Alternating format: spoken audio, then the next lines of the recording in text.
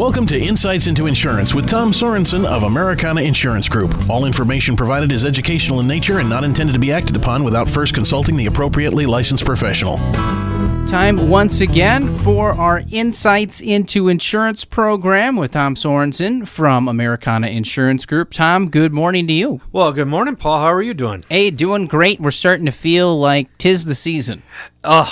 I was just when I was talking to you before the show, and I just can't believe how the time is flying right now, and so it's kind of exciting but scary in in both ways. So. Now, each and every week we do solicit your emails for another topic. And this week you got another email, this time another new topic. It is, and it's actually probably a perfect time for this topic with the conditions of the weather that will happen with autos. Obviously, we're going to be looking at probably some more additional fender benders or even bad accidents, and don't like to talk about that, but that is what we got to talk about here. And so we're going to talk about the basics of auto insurance, and my listener email is what prompted me to do this today. It says, "Hi Tom, I love your show. Regarding auto insurance, what do the numbers mean or stand for that are listed on my policy? It is all Greek to me. And thank you, Josh." And I don't use the last names to protect the innocent, but so if I could go into some. So with that, those numbers, there's a lot to those numbers, and so I can go into basically the basics of auto insurance. And I'm guessing a lot of the basics is going to open some people's eyes. One of the first ones is who is an insured under an insurance policy? Well, first of all, the first question out of our mouths usually is who is the titled owner of the vehicle, okay? You cannot insure a vehicle that you don't own, okay? Just like if you own a house, you can't insure, or somebody else owns a house, you can't insure their house. You have to have an insurance reason or a reason to insure it. So make sure you get the title in the right name. And the one thing that we always run into is businesses. Okay. We have issues where some people will have a personal auto policy, but the titled vehicle might be in one of their businesses or vice versa. So we really got to watch that. So the named insured has got to be whoever the titled insurance is. Unless you're married, you're considered as one. Okay. So, okay. And who is an insured? It's any relative living in your home, spouse, children, or minor in your care, custody. And also a driver using your car with permission who is not covered under another policy could be potentially an insured. Okay? All right. I think that's kind of makes sense for who would be insured when it comes to driving an auto. Right. And believe you me, I'm just going through it really quickly here. So there's many, many more things to this, but these are the basics that I just want everybody to know. So again, contact your agent or any professional advisor that of their own insurance, or if they want to call me or talk to me, they sure can too, and explain or go into more detail. So yeah, these are all generalities. So absolutely, please seek out your insurance agent, or as Tom said, you can give him a call. 377-2000 is that phone number. Absolutely. Everyone talks about coverage. There's all these new rules, right? You have to show proof of insurance when you go get your tabs and all that stuff. Right. Coverage is confusing for me. It is for everybody, and it's kind of like it's the ancient Chinese secret. Remember that TV commercial? Well, maybe you don't. I do. I'm older than you, so it's one of those things that it can be confusing. So liability coverage. Liability is what pays claims to others for damage that has been done to you due to your fault. So, example, I hit your vehicle. My liability coverage will pay for any damages to your vehicle or potentially to you. Okay. There is, now we're coming into the numbers, okay? Yep. There's what we call the split limits of coverage or combined single limits. The split limits are the more common ones.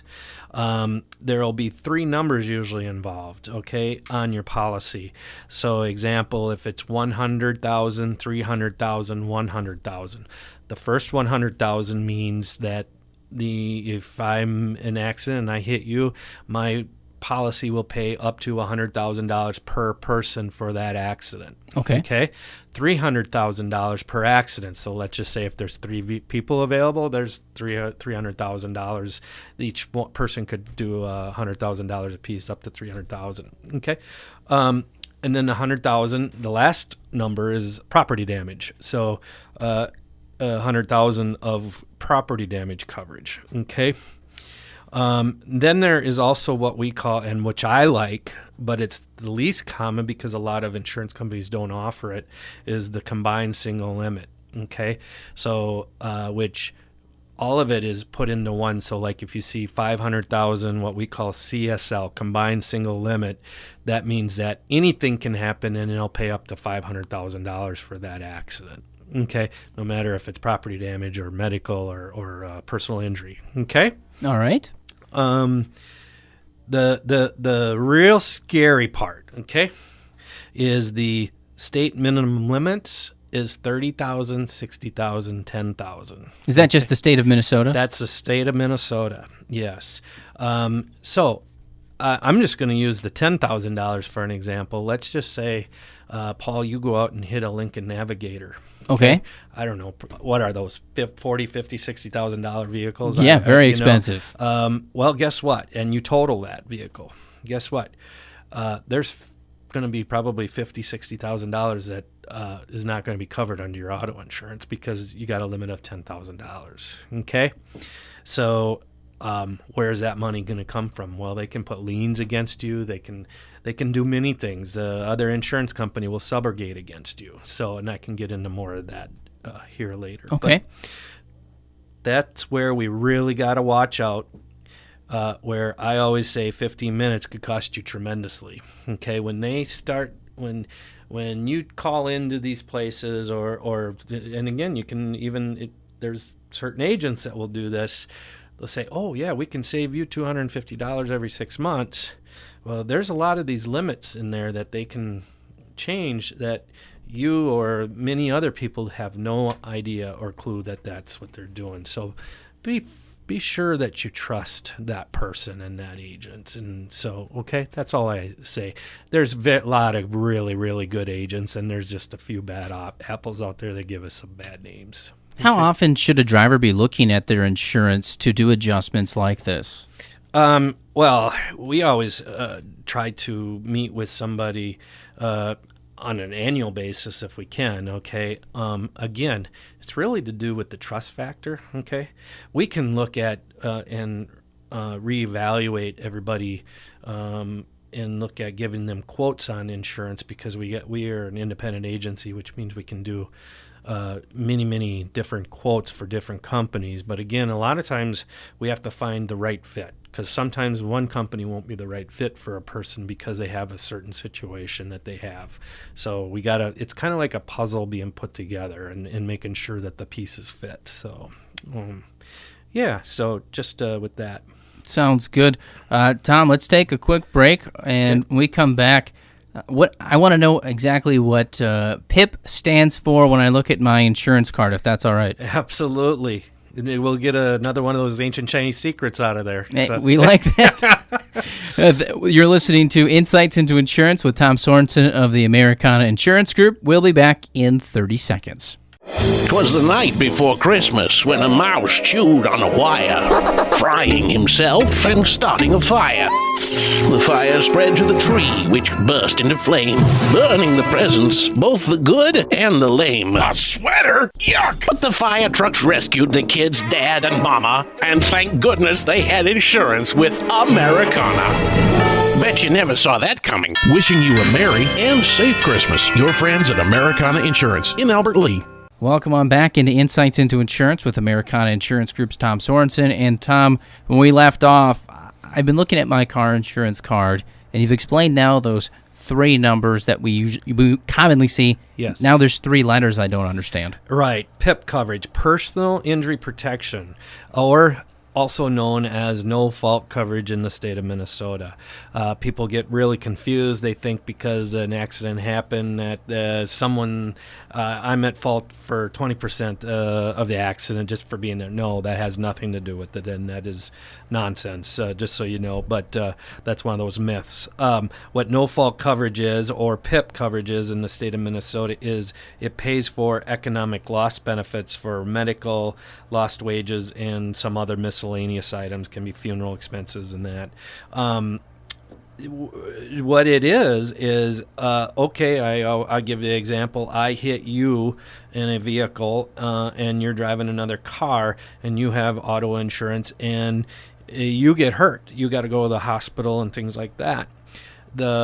Your PIP coverage will cover those medical bills. Even though that it was my fault, it'll pay your up to the limit on the policy, which is a lot of times it's $20,000 medical, $20,000 non-medical, which is the state minimum limits, and this is a requirement to have in the state. So it kind of sounds weird. Well, then why do I have to have the other liability coverage? Well, it could end up being for lots of different things, for loss of for pain, suffering, for if someone gets, let's say,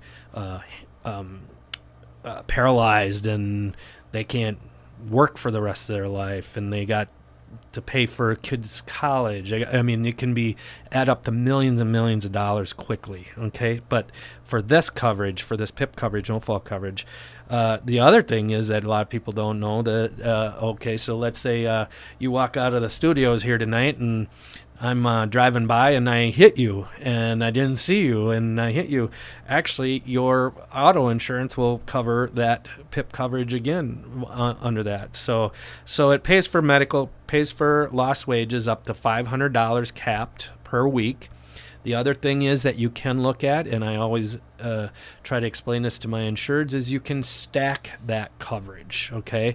So let's just say you had 3 vehicles. You can take that $20,000 and make it into $60,000. You can take that $500 a week and make it into $1,500 a week. Okay, so you can take the amount of cars you have times the $20,000, and that's called stacked PIP. Okay,